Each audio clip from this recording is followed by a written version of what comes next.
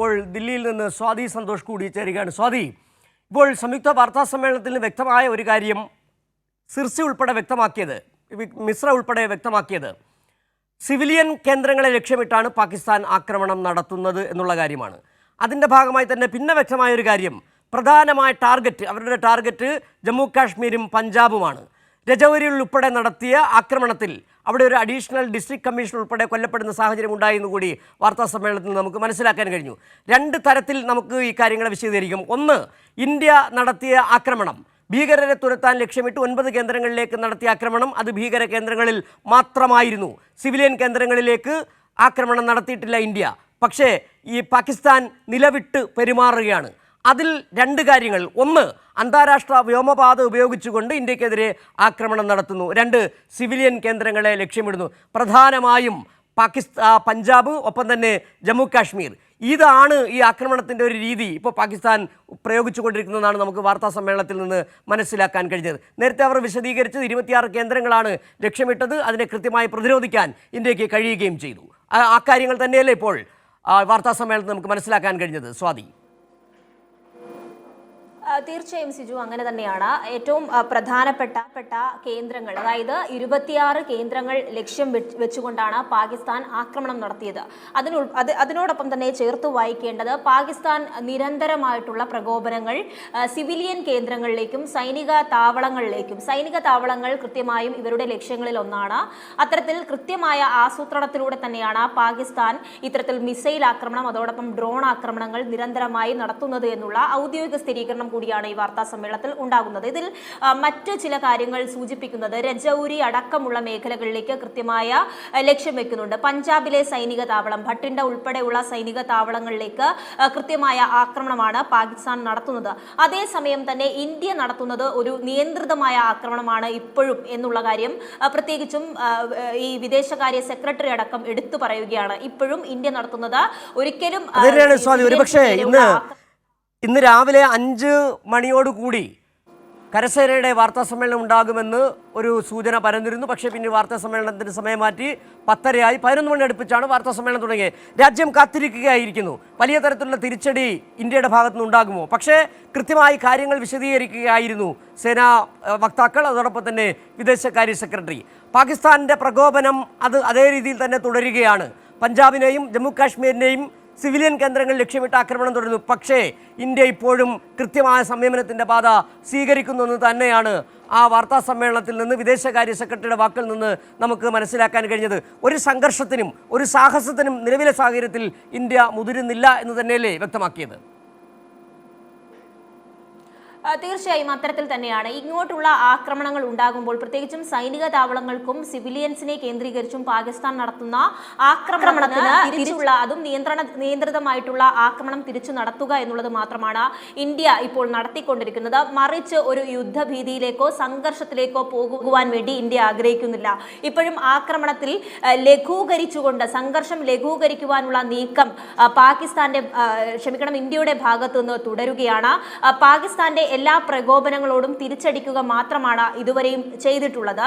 അതേസമയം തന്നെ ഈ രജൌരി നിയന്ത്രണ രേഖകൾ ഉൾപ്പെടെയുള്ള പൂഞ്ച് ഉൾപ്പെടെയുള്ള നിയന്ത്രണ രേഖയ്ക്ക് സമീപം നിരന്തരമായിട്ടുള്ള ആക്രമണങ്ങൾ നടത്തുന്നുണ്ട്. ആ ആക്രമണങ്ങൾക്ക് തിരിച്ചടി മാത്രമാണ് ഇന്ത്യ നൽകുന്നത് എന്നുള്ളതാണ് വ്യക്തമാക്കുന്നത്. അതിനപ്പുറത്തേക്ക് മറ്റു ചില കാര്യങ്ങൾ സൂചിപ്പിക്കുന്നത്, ഈ വ്യോമപാതകൾ തുറന്നുകൊണ്ടുള്ള ആക്രമണത്തിൽ നിന്നാണ് ആക്രമണം നടത്തുന്നതിലൂടെ ഈ പാകിസ്ഥാൻ എന്താണ് ലക്ഷ്യം വെക്കുന്നത്? തീർച്ചയായും ഇന്ത്യയുടെ ആക്രമണങ്ങൾക്ക് ഒരു കവചം തീർക്കുന്നത് ഇത്തരത്തിലുള്ള യാത്രാ വിമാനങ്ങളിലൂടെയാണ്. വ്യോമപാത തുറന്നു നൽകിക്കൊണ്ട് യാത്രാ വിമാനങ്ങൾ പോകുന്ന സമയത്ത് തന്നെ ആക്രമണം നടത്തുമ്പോൾ ഇന്ത്യ നടത്തുന്ന ആക്രമണങ്ങൾക്ക് ഒരു കവചം തീർക്കുകയാണ് പാകിസ്ഥാൻ അതിലൂടെ ലക്ഷ്യം വെക്കുന്നത്. മാത്രമല്ല, സ്കൂളുകൾ കേന്ദ്രീകരിച്ചുകൊണ്ട്, മതപരമായിട്ടുള്ള കേന്ദ്രങ്ങൾ ലക്ഷ്യമാക്കിക്കൊണ്ട്, മെഡിക്കൽ സെന്ററുകൾ ലക്ഷ്യമാക്കിക്കൊണ്ട് കൃത്യമായിട്ടുമുള്ള മിസൈൽ ആക്രമണമാണ് നടത്തുന്നത്. എന്നാൽ ഇന്ത്യയുടെ ഒരു വ്യോമതാവളത്തിന് നേരെയും കനത്ത ആക്രമണം നടത്തുവാൻ ഇതുവരെയും പാകിസ്ഥാന് കഴിഞ്ഞിട്ടില്ല. അതിനെയെല്ലാം ശക്തമായി തകർക്കുവാൻ ഇന്ത്യക്ക് കഴിഞ്ഞിട്ടുണ്ട്, അല്ലെങ്കിൽ ആ മിസൈൽ ആക്രമണങ്ങളെ ഒക്കെയും തടുക്കുവാൻ ഇന്ത്യക്ക് കഴിഞ്ഞിട്ടുണ്ട്. മറ്റു തരത്തിലുള്ള വ്യാജ വാർത്തകൾ, നുണപ്രചരണങ്ങളാണ് ഈ പാകിസ്ഥാന്റെ ഭാഗത്തു നിന്നും തുടരുന്നത്.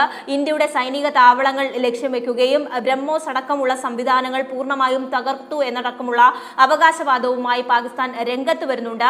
ആ അവകാശവാദങ്ങൾക്കൊന്നും ഒരു അടിസ്ഥാനവുമില്ല എന്നുള്ളത് അതിനെ പൂർണ്ണമായും നിരസിക്കുക തന്നെയാണ് വിദേശകാര്യ മന്ത്രാലയം ചെയ്തിട്ടുള്ളത്. കൃത്യമായും ഇതിലൊരു ഔദ്യോഗിക സ്ഥിരീകരണം 26 കേന്ദ്രങ്ങൾ ലക്ഷ്യമിട്ടുകൊണ്ട് നടത്തിയിട്ടുള്ള പാകിസ്ഥാന്റെ ആക്രമണത്തിന് കൃത്യമായ മറുപടിയാണ് ഇപ്പോൾ ഇന്ത്യ നൽകിയിട്ടുള്ളത് എന്നുള്ളതാണ് ഈ വിദേശകാര്യ വക്താവ് അടക്കം, വിദേശകാര്യ സെക്രട്ടറി അടക്കം നടത്തിയിട്ടുള്ള വാർത്താ സമ്മേളനത്തിൽ വ്യക്തമാക്കിയിട്ടുള്ളത്. അതോടൊപ്പം തന്നെയും കൃത്യമായിട്ടുള്ള സൈനിക താവളങ്ങളിലേക്ക് ഇപ്പോൾ ഇന്ത്യ ആക്രമണം നടത്തേണ്ടി വന്നിട്ടുള്ളത് പാകിസ്ഥാന്റെ പ്രകോപനങ്ങൾക്ക് പിന്നാലെ മാത്രമാണ്. പാകിസ്ഥാൻ നടത്തിക്കൊണ്ടിരിക്കുന്ന നിരന്തരമായിട്ടുള്ള ആക്രമണങ്ങൾക്ക് നിയന്ത്രിതമായിട്ടുള്ള തിരിച്ചടി മാത്രമാണ് ഇന്ത്യ നൽകിയിട്ടുള്ളത് എന്ന് ഇപ്പോഴും പറയുന്നു. അതോടൊപ്പം സ്കൂളുകൾ കേന്ദ്രീകരിച്ചുള്ള ആക്രമണത്തിൽ കഴിഞ്ഞ ദിവസം തന്നെ 2 വിദ്യാർത്ഥികൾ കൊല്ലപ്പെടുന്ന സാഹചര്യമുണ്ടായി. അതിനപ്പുറത്തേക്ക് ഇന്ത്യയുടെ തിരിച്ചടി എന്ന് പറയുന്നത് ഒരിക്കലും സിവിലിയൻസിനെ ലക്ഷ്യം വെച്ചല്ല എന്ന് കൃത്യമായും ഈ വാർത്താ സമ്മേളനത്തിലൂടെ വ്യക്തമാക്കുന്നുണ്ട്. പാകിസ്ഥാന്റെ നീക്കങ്ങളെ തടുക്കുക മാത്രമാണ് ഇന്ത്യ നടത്തുന്നത് എന്നാണ് ഈ ഒരു വാർത്താ സമ്മേളനത്തിലൂടെ വ്യക്തമാക്കിയിട്ടുള്ളത്. അതോടൊപ്പം ഫിറോസ്പൂരിലും ജലന്ധറിലും സിവിലിയൻസ് നേരെയുള്ള ആക്രമണം ഇപ്പോൾ വിദേശകാര്യ മന്ത്രാലയം സ്ഥിരീകരിച്ചിട്ടുണ്ട്. ഇന്ത്യയുടെ പവർ ഗ്രിഡുകൾ ഇപ്പോഴും സുരക്ഷിതമായി തന്നെയാണ് മുന്നോട്ട് പോകുന്നത്. അത്തരത്തിലൊരു നാശനഷ്ടങ്ങളും ഈ പവർ ഗ്രിഡുകൾ കേന്ദ്രീകരിച്ചുകൊണ്ട് നടത്തുവാൻ പാകിസ്ഥാന് കഴിഞ്ഞിട്ടില്ല. ഇന്ത്യയുടെ വ്യോമതാവളങ്ങളെല്ലാം സുരക്ഷിതമാണ്. ഇന്ത്യ ശ്രമിക്കുന്നത് സംഘർഷം ലഘൂകരിക്കാണ്. ഉദ്ധംപൂരിലടക്കം കടുത്ത ആക്രമണങ്ങൾ ഉണ്ടാകുമ്പോൾ പോലും അതിനെ തിരിച്ചടിക്കുമ്പോൾ സിവിലിയൻസിനെ നേരെ ആക്രമിക്കാതെ മറ്റ് ഈ സൈനിക കേന്ദ്രങ്ങൾ ആക്രമിക്കാതെയൊക്കെയും വലിയ തരത്തിലുള്ള സംയമനം പാലിച്ചുകൊണ്ട് തന്നെയാണ് ഇന്ത്യ നിയന്ത്രിതമായ ആക്രമണം ഇപ്പോൾ നടത്തുന്നത്. പാകിസ്ഥാൻ സ്കൂളുകൾ, മെഡിക്കൽ കോളേജുകൾ ലക്ഷ്യം വെച്ചുകൊണ്ട് ആക്രമണം നടത്തുന്നു. പാകിസ്ഥാന്റെ റഡാർ സംവിധാനങ്ങൾ പൂർണ്ണമായും ഇപ്പോൾ ഇന്ത്യ തകർത്തിട്ടുണ്ട് എന്നുള്ള വിവരം കൂടി വാർത്താ സമ്മേളനത്തിലൂടെ വ്യക്തമാക്കുന്നുണ്ട്. പാകിസ്ഥാൻ അതിർത്തിയിൽ ഇപ്പോൾ അവർ സൈനിക വിന്യാസം ശക്തമാക്കിയിട്ടുണ്ട്. അതിനെ അർത്ഥം നിയന്ത്രണ രേഖയ്ക്ക് സമീപം ഇനിയും ആക്രമണങ്ങൾ ഉണ്ടാകാം. ഇനിയും സിവിലിയൻസിനെയും സൈനിക കേന്ദ്രങ്ങളെയും ലക്ഷ്യമാക്കിക്കൊണ്ട് പാകിസ്ഥാൻ ആക്രമണം നടത്തിയേക്കാം. അതിൻ്റെയൊക്കെ മുന്നറിയിപ്പ് എന്ന നിലയിൽ തന്നെ പാകിസ്ഥാൻ അതിർത്തിയിലടക്കം സുരക്ഷ അവർ കൂടുതൽ സൈനിക വിന്യാസം വർദ്ധിപ്പിച്ചിട്ടുണ്ട്. ഇന്ത്യയും അത്തരത്തിൽ തിരിച്ചടിക്കുവാനുള്ള എല്ലാ സംവിധാനങ്ങളും ഒരുക്കിയിട്ടുണ്ട്. അതേസമയം നുണപ്രചരണങ്ങളെല്ലാം പാടെ തള്ളുകയും ചെയ്തിട്ടുണ്ട് കേന്ദ്ര സർക്കാർ. പാകിസ്ഥാൻ യാത്രാ വിമാനങ്ങളെ ഉപയോഗിച്ചുകൊണ്ട് നടത്തുന്ന ആക്രമണത്തെയും കുറ്റപ്പെടുത്തുകയാണ് വിദേശകാര്യ മന്ത്രാലയം ചെയ്തിട്ടുള്ളത്. പ്രതിരോധ മന്ത്രാലയവും അതോടൊപ്പം വിദേശകാര്യ മന്ത്രാലയവും സംയുക്തമായി നടത്തിയ ഈ വാർത്താ സമ്മേളനത്തിൽ കൃത്യമായും പാകിസ്ഥാന്റെ യാത്രാ വിമാനങ്ങളെ ഉപയോഗിച്ചുകൊണ്ട് നടത്തിയിട്ടുള്ള ഈ ആക്രമണങ്ങളെ തടുക്കുവാൻ ഒരു കവചം എന്ന നിലയിൽ വ്യോമപാത തുറന്നു നടത്തിയിട്ടുള്ള ആക്രമണത്തെയും ഇന്ത്യ ഇപ്പോൾ കുറ്റപ്പെടുത്തിയിട്ടുണ്ട്. പുലർച്ചെ 4:40 പാകിസ്ഥാൻ ഹൈസ്പീഡ് മിസൈൽ ഉപയോഗിച്ചുകൊണ്ടാണ് ഇന്ത്യക്ക് നേരെ ആക്രമണം നടത്തിയത്. സിവിലിയൻസിനെ ലക്ഷ്യം വെക്കുക എന്നുള്ളത് തന്നെയായിരുന്നു അവരുടെ ആക്രമണത്തിന്റെ ഏറ്റവും വലിയ അജണ്ട. ഇന്ത്യ അതേസമയം ബാലിസ്റ്റിക് മിസൈലുകൾ പ്രയോഗിക്കേണ്ട സാഹചര്യം ഉണ്ടായിട്ടുണ്ട്. പാകിസ്ഥാൻ പഞ്ചാബിലെ ഭട്ടിൻഡ സൈനിക താവളം ഉൾപ്പെടെ പാകിസ്ഥാനിലെ സൈനിക താവളത്തിലേക്ക് നേരെ ലക്ഷ്യം വെച്ചുകൊണ്ട് പാകിസ്ഥാൻ ആക്രമണം അഴിച്ചുവിടുന്നു. പ്രകോപനത്തിന് തക്കതായിട്ടുള്ള ഒരു മറുപടി മാത്രമാണ് ഇപ്പോൾ ഇന്ത്യ നൽകിയിട്ടുള്ളത്. അതിനപ്പുറത്തേക്ക് ഒരു തരത്തിലുള്ള സംഘർഷത്തിനും ഇന്ത്യ ആഗ്രഹിക്കുന്നില്ല. ഇപ്പോഴും പാകിസ്ഥാൻ ആഗ്രഹിക്കുന്നത് ഇതിലെ വലിയ യുദ്ധസമാനമായ സാഹചര്യത്തിലേക്ക് കൊണ്ടുപോവുക എന്ന തരത്തിലേക്കുള്ള ആക്രമണങ്ങളിലേക്ക് പാകിസ്ഥാൻ കടക്കുന്നത് ഈ ഘട്ടത്തിലും അത് വലിയ തരത്തിലുള്ള അപകടം വരുത്തിവെക്കും എന്നുള്ള ഒരു മുന്നറിയിപ്പാണ് ഇപ്പോൾ കഴിഞ്ഞ ദിവസങ്ങളിൽ കരുതിയിരുന്നത് പോലെ ചെറിയ ചില പ്രകോപനങ്ങൾ നടത്തി ഇന്ത്യയെ വിരട്ടാമെന്നതായിരുന്നു പാകിസ്ഥാന്റെ തന്ത്രമെന്നായിരുന്നു വിലയിരുത്തൽ. മാധ്യമങ്ങളിലടക്കം അത്തരത്തിലുള്ള വാർത്തകൾ വരികയും ചെയ്തു. പക്ഷേ പാകിസ്ഥാന്റെ തന്ത്രം തികച്ചും വ്യത്യസ്തമാണ്. ഒരേ സമയം തന്നെ ഇന്ത്യയുടെ സിവിലിയൻ കേന്ദ്രങ്ങൾ ലക്ഷ്യമിട്ട് മിസൈൽ ആക്രമണം നടത്തുന്നു. അതിനുവേണ്ടി ഉപയോഗിക്കുന്നതാകട്ടെ അന്താരാഷ്ട്ര വ്യോമപാത. രണ്ടാമത് ഇന്ത്യ പ്രയോഗിക്കാത്ത ഒരു രീതി, രാജ്യത്തെ സോഷ്യൽ മീഡിയകളെ അടക്കം ഉപയോഗപ്പെടുത്തിക്കൊണ്ട് നുണപ്രചാരണം നടത്തുകയാണ്.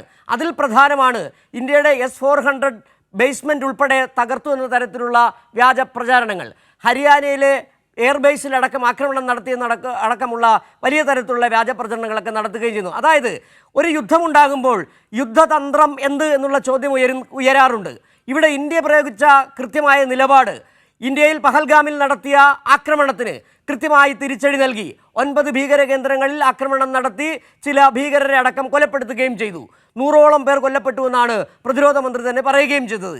അതിന് മറുപടിയായി, അതായത് ഭീകരരെ സംരക്ഷിച്ചുകൊണ്ട് പാകിസ്ഥാൻ ചെയ്തതാകട്ടെ ഇന്ത്യയിലെ സിവിലിയൻ കേന്ദ്രങ്ങൾ ലക്ഷ്യമിട്ടുകൊണ്ടുള്ള ആക്രമണങ്ങൾ, രാജ്യത്തെ ജനങ്ങളെ ഭിന്നിപ്പിക്കാൻ ലക്ഷ്യമിട്ടുകൊണ്ടുള്ള നുണപ്രചാരണങ്ങൾ, അതായത് യുദ്ധതന്ത്രം വളരെ കരുതുന്നത് പോലെയല്ല, അപകടകരമായ യുദ്ധതന്ത്രം പാകിസ്ഥാൻ ഉപയോഗിക്കുന്നുണ്ട്. സ്വാതി, തീർച്ചയായും കഴിഞ്ഞ ദിവസം നടത്തിയ വാർത്താ സമ്മേളനത്തിലും ഇത് കൃത്യമായി തന്നെയാണ് വിദേശകാര്യ വക്താവ്, വിദേശകാര്യ സെക്രട്ടറി ഇതിനെ സൂചിപ്പിച്ചു പോയിരുന്നത്.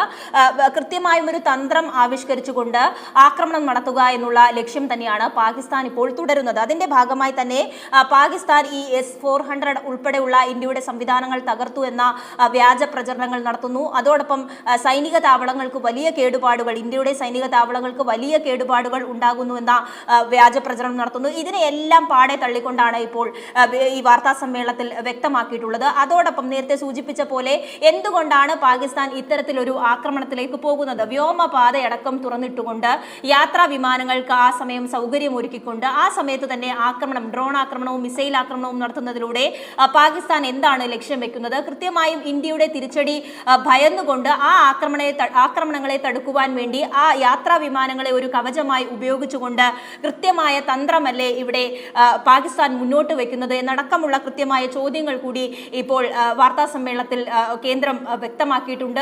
അതോടൊപ്പം തന്നെ മറ്റു ചില ഈ ഭിന്നിപ്പുണ്ടാക്കുന്ന തരത്തിലേക്കുള്ള ആക്രമണങ്ങൾ, അതൊക്കെ തന്നെയും ഈ സംഘർഷത്തിൽ പാകിസ്ഥാൻ തുടരുന്ന ഒരു തന്ത്രം തന്നെയാണ്.